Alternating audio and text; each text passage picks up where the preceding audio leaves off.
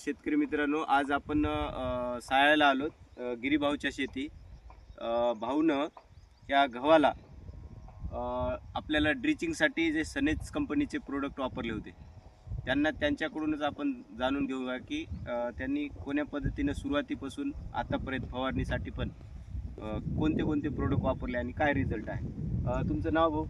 गिरीधारी गंगाधर पवार, हां. साया, तालुका लोहा, जिल्हा नांदेड. आपण या सनीज कंपनीचे ड्रिचिंगसाठी सॉइल केअर, सन गार्ड, सन महाराजा आणि सन स्टिक हे ड्रिचिंगसाठी वापरले होते.